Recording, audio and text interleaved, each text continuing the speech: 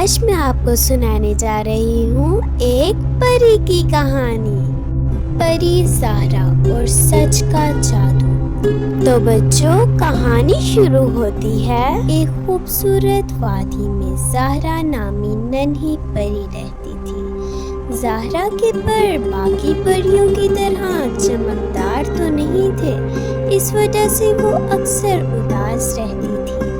لیکن ہاں، زہرا کا دل بہت نرم اور نیت بہت اچھی تھی۔ وہ ہمیشہ دوسروں کی مدد کرتی تھی اور سچ بولتی تھی۔ ایک دن جنگل میں اندھیرا چھا گیا۔ اس جنگل میں تھوڑی بہت روشنی باقی تھی۔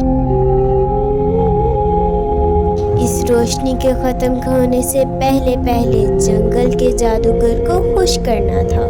اس لیے بادشاہ پری نے اعلان کیا، جو پری سچ اور ہمت کے ساتھ جنگل کا اندھیرا دور کرے گی، اسے سنہری کر دیا جائے۔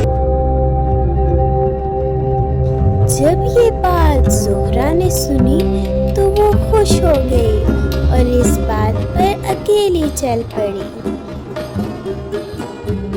راستے میں اسے ایک زخمی پرندہ ملا۔ اس نے اسے اٹھایا، پانی پلایا۔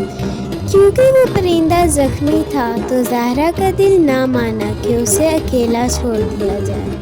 وہ اس پرندے کو ساتھ لے کر چل پڑی۔ چلتے چلتے وہ ایک غار میں پہنچی جہاں اس جنگل کا جادوگر بیٹھا تھا۔ جادوگر کو دیکھ کر زہرا ڈرنے کے بجائے ہمت سے بولی، سچ اور محبت سے بڑا کوئی جادو نہیں۔ یہ الفاظ اور ہاتھ میں پرندہ دیکھ کر جادوگر خوش ہو گیا، چونکہ وہ پرندہ اسی جادوگر کا تھا۔ اس کی خوشی پر روشنی دوبارہ جنگل میں لوٹ آئی۔